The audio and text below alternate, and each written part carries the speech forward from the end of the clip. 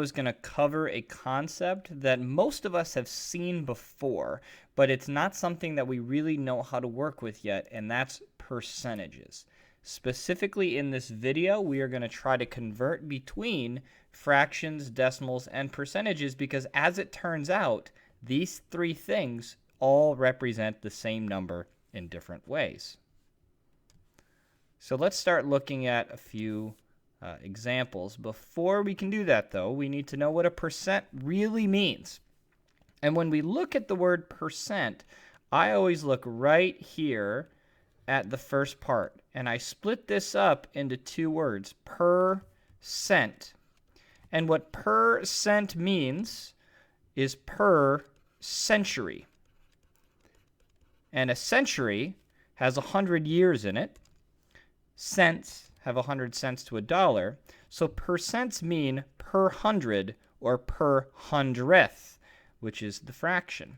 If you bring this to me, you can get one piece of candy, because that's probably the most important thing that we're going to learn in this section. So if we're given the fraction, percent, or decimal, we can convert it into the others by remembering that percentage means per cent or per hundred. Therefore, 30% means 30 hundredths. That fraction.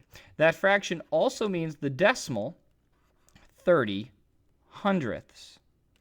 Likewise, if we have 45% down here, that means 45 hundredths, or the decimal, 45 hundredths. And finally, 80% means 80 hundredths, or the decimal, 80 hundredths. So our goal for this lesson is to be able to convert between fractions, decimals, and percentages. But if you get a 98% on the test, what that means is if there were 100 problems, you would have gotten 98 of them correct. And that is always what percent means. So the question is, what if we start with fractions? Well, we know that percentages mean per century, so we need to convert this into tenths, hundredths, or thousandths, just like we did with decimals. Well, I know that there are 4 quarters in a dollar, so if I did 4 times 25, I get a denominator of 100.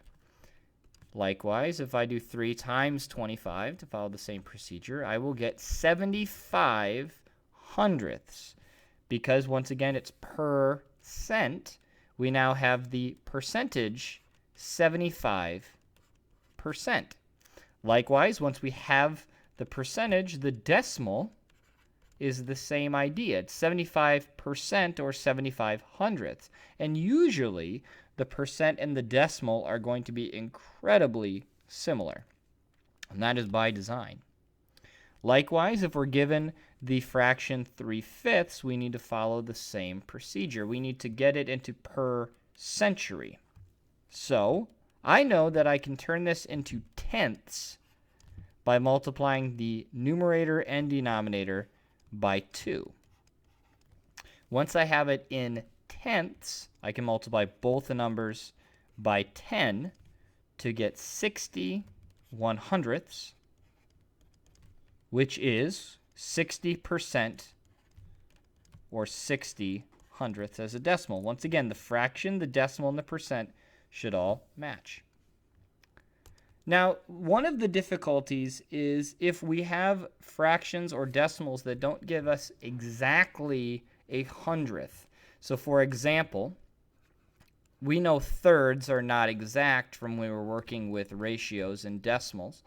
We know that this gets about to 66/99ths, which is not exact.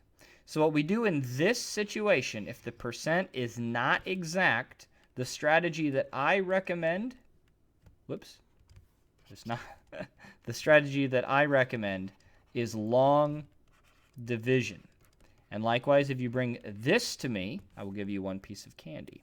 Because you can always work with long division to convert this back into a decimal. So I have 2 divided by 3. So I have to write 2 divided by 3.